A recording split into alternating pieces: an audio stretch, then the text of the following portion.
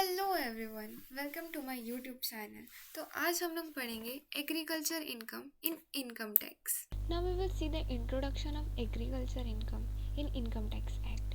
ये जो agriculture income है ना, उसको डिफाइन करा गया है अंडर सेक्शन 2 सब क्लॉज 1A में ऑफ इनकम टैक्स एक्ट 1961।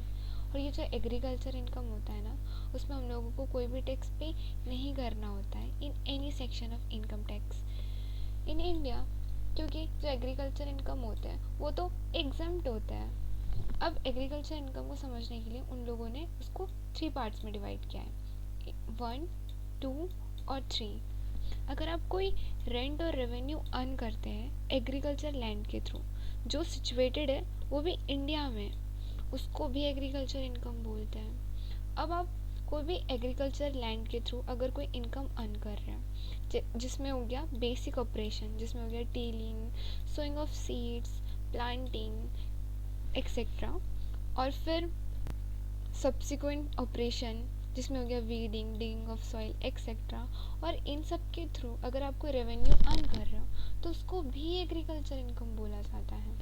अब सेकेंड इनकम जो एक क्रॉप को ग्रो करने से लेकर के उसको मार्केट में सेल करने तक जितने भी रेवेन्यू हम लोग जनरेट करते हैं उसको भी एग्रीकल्चर इनकम में इंक्लूड किया जाता है। इनकम जो हम लोग फार्म हाउस के थ्रू मिलता है, जब हम कुछ भी ग्रो करते हैं तो हम लोग उसको स्टोर करके रखते हैं फार्म हाउस में, तो हम लोगों को उस फार्म हाउस से जितने भी पैसे मिले होते हैं उसको भी एग्रीकल्चर ऑपरेशन में इंक्लूड किया जाता है। तो अब हम लोग देखेंगे is agriculture income is taxable. तो as per the section 10 sub clause 1A of income tax act 1961 agriculture income is exempt, like उसमें कोई भी टैक्स पे नहीं करना होता है क्योंकि वो एग्जेम्प्ट होता है। सेंट्रल गवर्नमेंट उसमें हम लोगों से टैक्स नहीं ले सकती है एग्रीकल्चर इनकम में। देखेंगे टैक्स स्लैब। ये टैक्स स्लैब होता क्या है? ये वो अमाउंट होता है जो एक टैक्स पेयर को इनकम टैक्स वालों को पे करना होता है। ये दो होते हैं, एक न्यू रिजीम से फॉलो किया जाता है और एक ओल्ड रिजीम से। न्यू रिजीम में हम एज ग्रुप नहीं देखते हैं, उसमें बस हम इनकम देखते हैं। अगर कोई इंडिविजुअल 3 लाख अर्न करता है तो उस पर कोई टैक्स नहीं लगता है, लेकिन अगर वो 3 लाख से 1 रुपये भी ज़्यादा अर्न करता है बिटवीन 7 लाख तो उसको 5% तक टैक्स पे करना होता है। अगर वो 7 लाख से 1 रुपये ज़्यादा अर्न करता है बिटवीन 10 लाख तो उसको उसका 10% उसको टैक्स पे करना होता है। सिमिलरली अगर वो 10 से 12 लाख अर्न करता है तो उसको 15% पे करना होगा। अगर वो 12 से 15 अर्न करता है तो उसको 20% पे करना होगा। अगर कोई इंडिविजुअल 15 लाख से ज़्यादा अर्न करता है तो उसको 30% पे करना होगा। अब हम लोग देखेंगे ओल्ड रिजीम, जिसमें हम लोग एज ग्रुप और इनकम दोनों देखते हैं। अगर कोई इंडिविजुअल 2.5 लाख कमाता है तो उससे एग्जम्प्ट होता है। अगर वो 2.5 लाख से 1 रुपये भी अगर कोई अर्न करता है ना 5 लाख के बीच में, तो उसे 5% तक का टैक्स पे करना होता है। सिमिलरली अगर वो 5 to 10 अर्न करता है तो उसको 20% पे करना होगा। अगर कोई 10 लाख से ज़्यादा अर्न करता होगा तो उसे 30% पे करना होगा। अब ये एज का क्या रूल है? अगर कोई 18 से 59 एज ग्रुप में रिलाई करता है तो उन्हें सारे टैक्स देने पड़ते हैं, लेकिन अगर वो सीनियर सिटीज़न हो जो 60 के 79 एज ग्रुप में आता है उन्हें 3 लाख तक माफ़ कर दिया जाता है, वो उनके लिए एग्जेम्प्ट होता है। अगर वो सुपर सीनियर सिटीज़न वे 80 से अबव वे तो उन्हें 5 लाख तक एग्जेम्प्ट किया जाता है। वो इनकम टैक्स निकालने सिखाऊंगी। अगर मान लो कोई इंडिविजुअल है जो 12 लाख अर्न करता है, मैं एल लिख रही हूँ, तुम लोग समझ जाना वो 12 लाख है। पहले हम देखेंगे 12 लाख रिलाई किस में कर रहा है, ये 15,000 पे कर रहा है। तो जो 12 लाख है उसका पहले का जो 3 लाख होगा उस पर तो हमें कुछ पे करना ही नहीं पड़ रहा है, वो तो 0% है, उस पर हमें कुछ पे ही नहीं करना पड़ रहा है क्योंकि वो तो एग्जम्प्ट है। फिर हम देखेंगे जो 3 लाख के 7 लाख के डिफरेंस देखेंगे कितना है, 4 लाख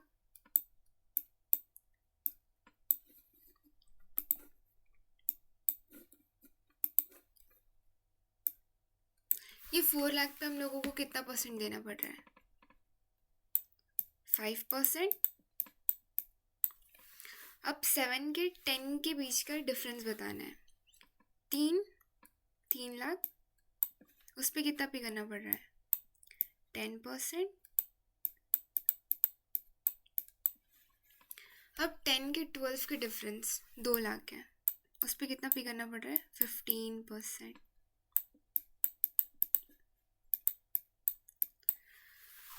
तो 3 लाख, पहले 3 लाख पे तो हम लोगों को एग्जाम्प्ट हो जा रहा है, उस पर वो तो ज़ीरो है।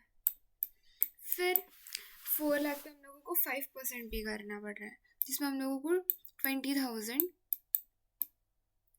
पे करना होगा। फिर 3 लाख का 10% 30,000।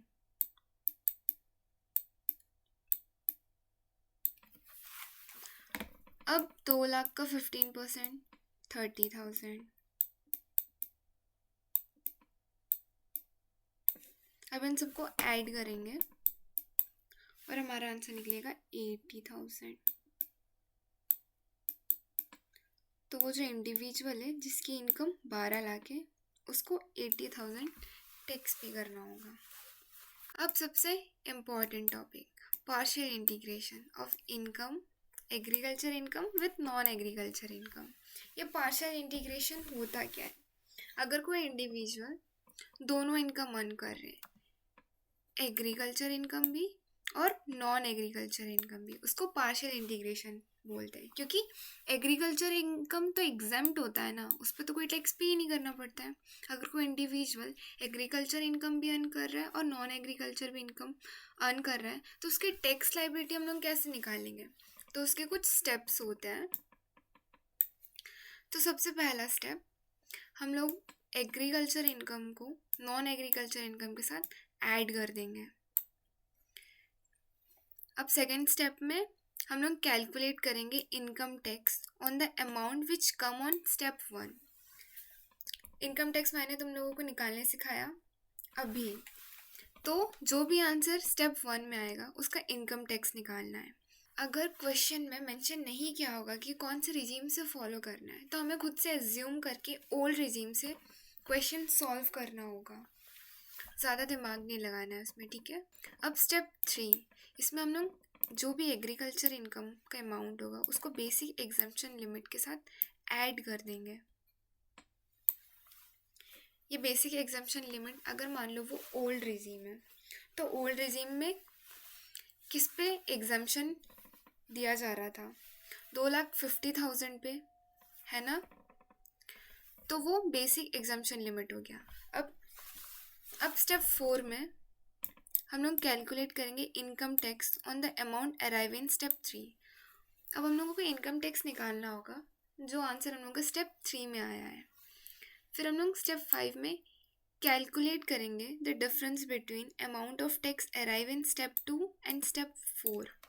जो भी आंसर स्टेप 2 और स्टेप 4 में आया होगा उन दोनों को माइनस कर देंगे, और उसका जो भी आंसर आएगा उस पर हम लोग ऐड करेंगे 4% सेस। ये सेस क्या होता है? वो टैक्स अपॉन टैक्स होता है, जो टैक्स के ऊपर भी टैक्स लगते हैं उसको सेस बोलते हैं। तो आज के लिए